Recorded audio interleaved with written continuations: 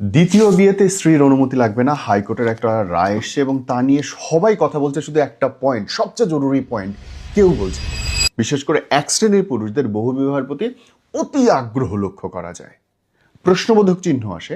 খেয়াল করে দেখেন, হযরত মুহাম্মদ সাল্লাল্লাহু আলাইহি সাল্লামের প্রথম স্ত্রী খাদিজা রাদিয়াল্লাহু আনহু, তিনি জীবিত থাকা অবস্থায় তিনি দ্বিতীয় বিয়ে করেন নাই। আই রিপিট, হযরত মুহাম্মদ সাল্লাল্লাহু আলাইহি সাল্লামের প্রথম স্ত্রী, যার সঙ্গে তার 25 বছর বিবাহিত জীবন, এই পুরো 25 বছরে তিনি দ্বিতীয় বিয়ে করেন নাই। এর চেয়ে বড় সুন্নত কি হইতে পারে?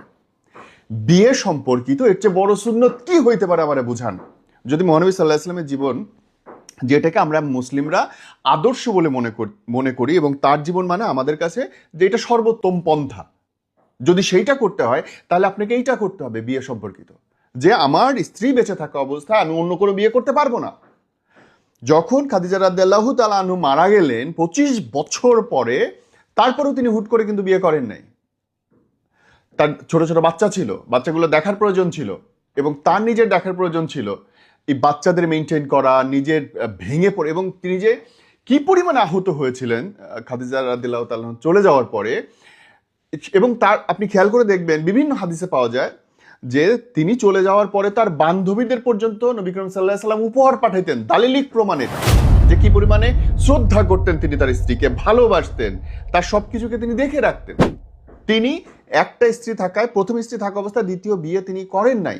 এবং খেয়াল করেন, দ্বিতীয়বার যখন হযরত মুহাম্মদ সাল্লাল্লাহু আলাইহি সাল্লাম বিয়ের পিঁড়িতে বসেন, কাকে করেছিলেন? এমন একজন নারীকে করেছিলেন যিনি ইসলাম ধর্ম গ্রহণ করার পর তার উপরে অমানসিক অত্যাচার হচ্ছিল, তার রক্ষা করার কেউ ছিল না, তাকে দেখার কেউ ছিল না।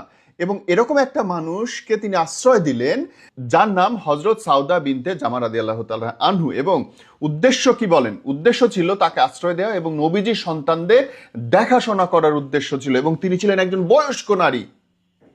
আপনাকে মনে রাখতে হবে ভাই, যদি হাদিসের কথা বলেন, যদি নবী করিম সাল্লাল্লাহু আলাইহি সাল্লামের জীবনীর কথা বলেন, আদর্শ মানেন, তাহলে অবশ্যই প্রথম স্ত্রী বেঁচে থাকতে দ্বিতীয় বিয়ে করা তার জীবনীতে নাই।